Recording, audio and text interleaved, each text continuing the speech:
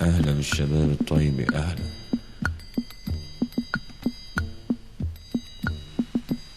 هيدي خي القصة طويلة بدورها خي. دورها دور دور واعطيني شحطة قبل ما تجينا الشرطة. دورها دور دور دورها دور دورها دور ما بدي اصحى. بونسوار من موقع شو في جديد. ما بكفي شعبنا كله مطفي ومحشش، طلع لنا اليوم قرار جديد بتشريع الحشيشة بلبنان. شو قولكم شباب، انبسطوا او زعلوا؟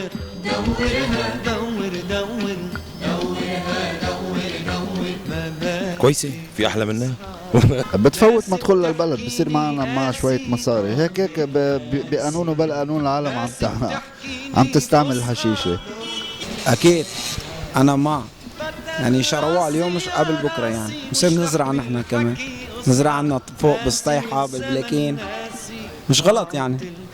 انه عادي انه عم بيصير في سرقه وعم بيصير في السرقه عنا بلبنان ونهب وكل شيء، بقى انه عادي واحد مواطن لبناني انه يطلع يزرع حشيش، يعني هي ما وقفت عليه الخبريه شرعيه. انا بالنسبه لي صارت خلص عادي، انه في عنا قضايا اكبر لازم نفتح عيوننا عليها، فانه زراعه الحشيشه مين بعد بيحكي فيها؟ خليهم يعيشوا ويتسلوا. ماشي الشباب. اكيد بضل احلى من تشريع النصب والاحتيال اللي عم بيعملوه. احلى ما يروحوا يسرقوا ويروحوا ينصبوا ويروحوا يقتلونا العالم، ما عليه شرعوا لهم اياها، منا مشكله. دورها دور أكيد أنا ما بيضربوا عصفورين بحجر واحد، بيسدوا عجز الدولة وبيسلطوا الوزراء والنواب والرؤساء رواق، والشعب اللي بنلاقيه رواق يعني ريلاكس. ليش لا؟ وبعدين بفيد يعني علاج مزبوط ولا لا؟ بزري علاج. هيدي بتضر أكثر، هيدي إدمان عليها، بس الحشيش ما بتصور إدمان. ما عندي تجارب انتبه، بس حسب خبرتي ما بتصور إدمان. لا أنا مع هالفكرة. إن شاء الله يا رب. أكيد ضدها، يعني هذا شيء بضر للولاد للشباب والصبايا، عنا مستقبل حرام يضيعوه هيك تعال. انا بحب يكون في حشيشه بدنا زراعتها، بشجعها لانه كمان مفيد بذات الوقت للصحه بالبنج وهيك اشياء بالحكمه بالطب.